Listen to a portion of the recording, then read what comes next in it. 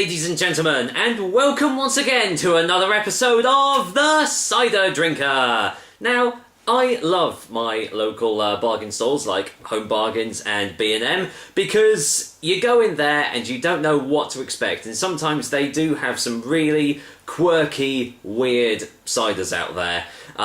Like quite a while ago, I actually tried an amaretto flavoured cider, which was absolutely disgusting, but I think for the low price that it was, I think it was like 69 pence, I just had to kind of give it a go just to see what it was like. Well, it turns out a little while ago, they had, two of these three new ciders from the Blind Pig. Well, it's called Blind Pig, but I don't think it's actually from the Blind Pig company, but there's three flavours. I have two of them to try. This particular one that we're doing is rum and poached pear. Rum and poached pear. Now, a few questions arise about the name of this cider. 1, why is the pig blind? 2, who blinded him? And 3, for what cause? In fact, he's not even blind. He's dead. That is literally a decapitated pig's head stuffed with an apple. What, is this some Henry VIII shit we've got going on here? Anyway, you probably saw there as well, there's that, word again, premium flavoured cider. So obviously, it's not a real cider that we have here, and it's going with a real American theme to this. One thing that I do like is, you probably won't be able to see, actually you can see it, the bottleneck is just kind of shaped like that. That's actually a really nice touch. The bottle looks really good, but it's what's inside that counts, isn't it? Cider blended with notes of rum and poached pear flavour. Flavour. Blind Pig is a bold cider inspired by the pleasure-seeking attitude of 1920s America and its underground speakeasies known as blind pigs. That explains why. So it's got nothing to do with blind pigs at all, of the animal kind anyway. For people with true spirit who value the undiscovered, discover more at blindpigcider.co.uk. The other two flavours are bourbon and blueberry, which is the one I don't have, and whiskey, honey and apple, which is the one I do have. For best results, blah blah, contains soft ice for freshness. This comes in at 4% ABV, and I have actually seen this in 330ml bottles as well as these 500ml ones too.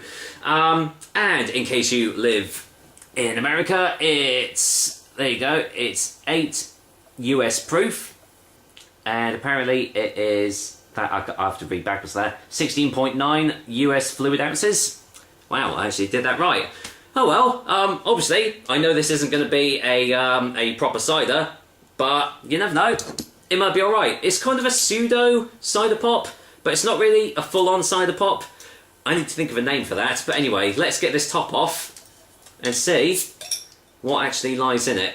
The guys that actually made this, it was made in the EU by Stassen in Belgium. That kind of rings a bell.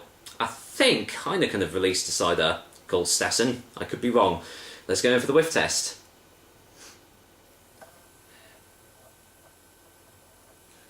Smells of actually burnt toffee. Yeah, definite burnt toffee. Treacle. Yeah, sort of molasses sort of smell as well.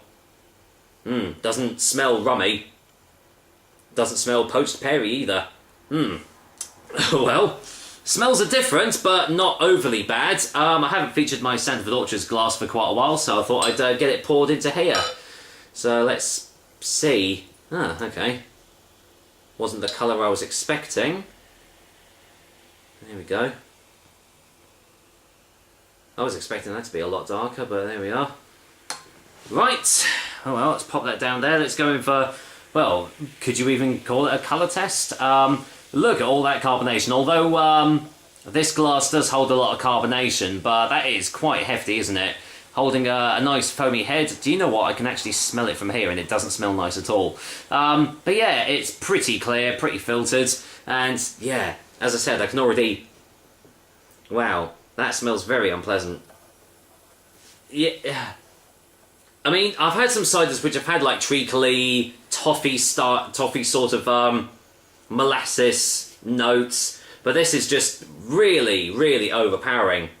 There's absolutely nothing else to it. I can smell it, like, I've got the glass that far away from me, and I can smell it. That's how strong the smell is. I wouldn't be surprised if actually my whole room smells of it by the end of this review. So, doesn't smell that nice, but does it taste alright? Let's find out, shall we?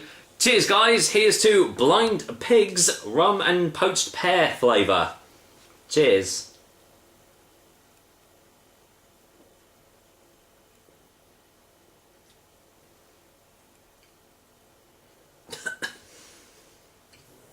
Oh, wow, that is strong. Oh, oh no.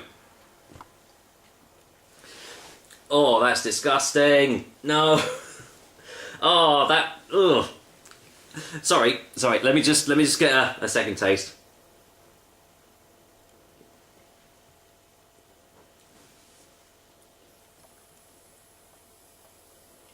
Oh no.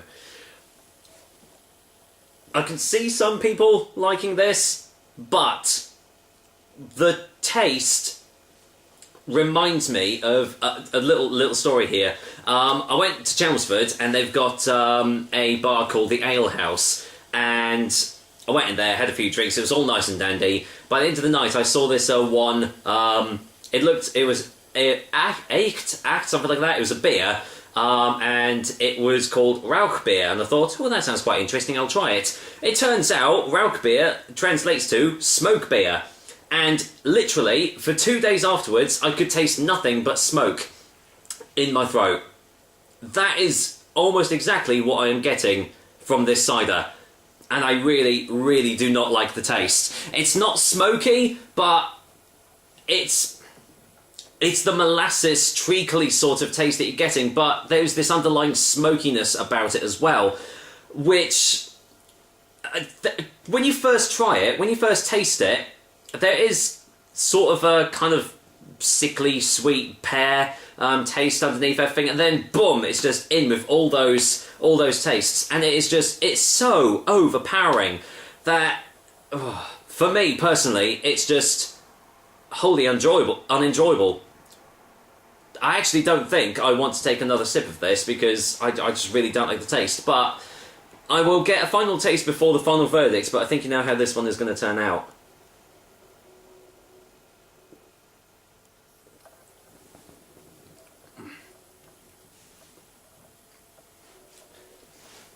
And right at the start, there's sort of that like fake rum taste that you get if you try a Cubanisto or a Dead Crow beer. They're rum flavoured beers, and they have that sort of taste as well. It's not genuine rum. Genuine rum is a lot nicer than this. Yeah, I can see this appealing to some people, but not for me.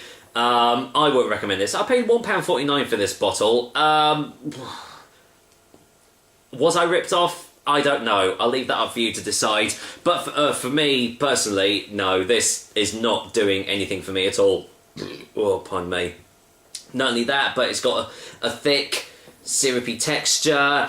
All the generic classic traits that you would get from a mass-produced, industrially made cider. Just probably chock full of sugars and sweeteners as well. I wouldn't be surprised. It doesn't say on the bottle. But as I said, some people will like the flavour. Me, personally, I really, really cannot stand it. So, for a final verdict, Blind Pig Rum and Poached Pear is going to get a 2 out of 10. Suffice to say, I'm not going to be having any more of that drink because I really just don't like the tastes, as I've already said. So there we go, that is another episode of the Cider Drink for you guys. I hope you liked it, because I didn't this time, but maybe next time I will. So until then, I'll be back with another delicious and, fingers crossed, hopefully, tasty cider soon. In fact, I'll probably do one right after I go and sadly chuck this one down the sink. I really wasn't hoping I was going to, but I'm really not going to have any more of this, so take care, guys. Until next time. God, my sink's seen a lot of action recently, isn't it? Jesus.